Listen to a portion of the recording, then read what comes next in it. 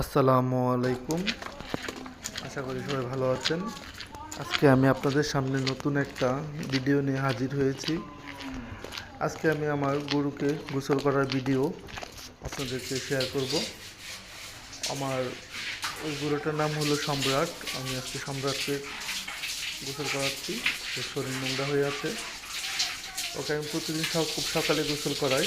আজকে শুক্রবার হওয়ার কারণে একটু লেট করে গোসল করাচ্ছি, কারণ আজকে আমি বাসায় থাকবো। সম্রাটকে আমি ভালোভাবে ক্লিন করতেছি। আর ওকে আমি আগে শ্যাম্পু দিয়েছি, এখন আমি শুধু পানি দিচ্ছি। হঠাৎ করে মনে হলো আপনাদের একটা ভিডিও ভালো করে শেয়ার করে দেখাই। সম্রাট অনেক শান্ত একটা গরু।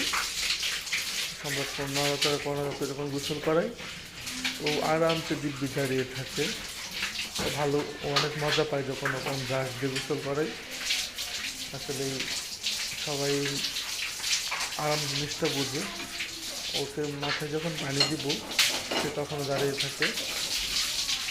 আসলে আমি অনেকগুলো গরু আগে পালছি, কিন্তু ওটার মতো এত শান্ত গরু আমি কখনোই পাই নাই।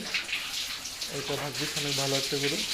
সবাই দোয়া করবেন ওইটাকে যেন আমি ভালো করে টেক কেয়ার করতে পারি এবং কোরবানি পর্যন্ত পালতে পারি, যাতে আমার গরুটা সুস্থ থাকে।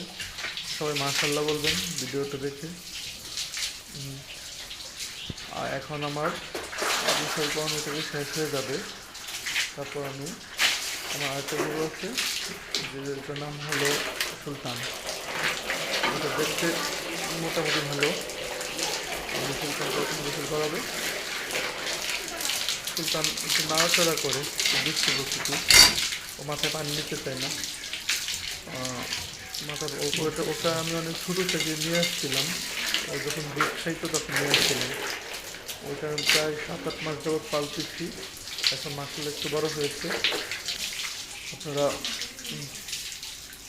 যখন কি গরু কেনার করবেন বা পালবেন, আমি মনে করি ছোটো বাচ্চা কিনলে ভালো।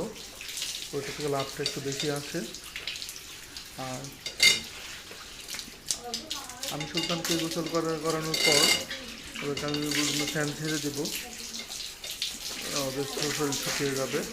আর আরেকটা কথা, যারা গরুকে গোসল করাবেন সফট ব্রাশ দিয়ে গোসল করাবেন, তাহলে ওদের প্রথম ঠিক থাকবে। সবাই আমার ভিডিওগুলো দেখে চ্যানেলগুলো সাবস্ক্রাইব করে দেবেন আশা করি।